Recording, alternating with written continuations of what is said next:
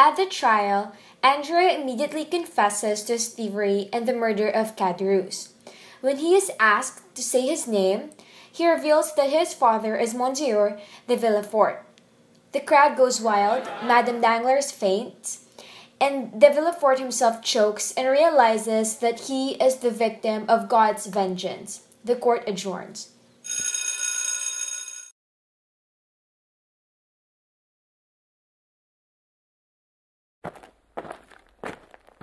Villefort returns home in a frenzy, hoping that his wife has not yet committed suicide.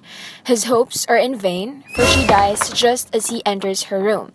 She also has murdered their son, for a mother does not perish without her son, she says.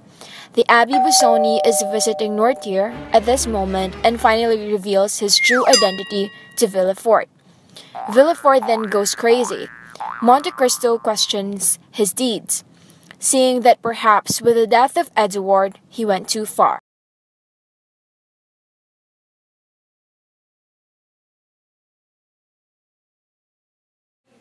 Monte Cristo brings Maximilian to Marseilles.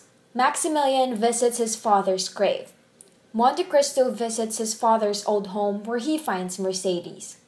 The two meet for what is in all probability the last time. She will accept his wealth only at her son's permission.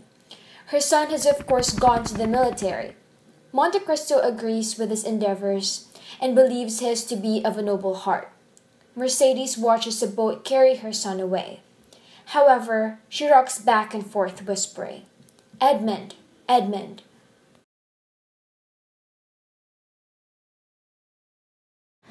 The Count returns to the site of his imprisonment, the Chateau d'If.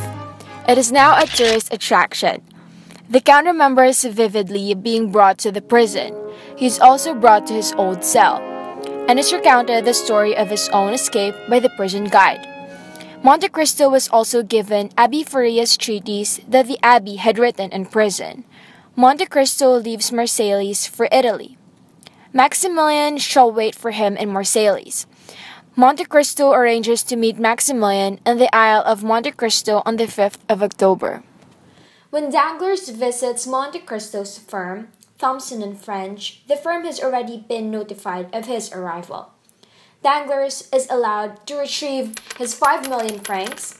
However, Monte Cristo's Italian bandits kidnap him.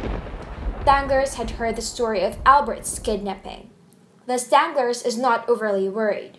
He's confident that he will be able to extricate himself from his situation.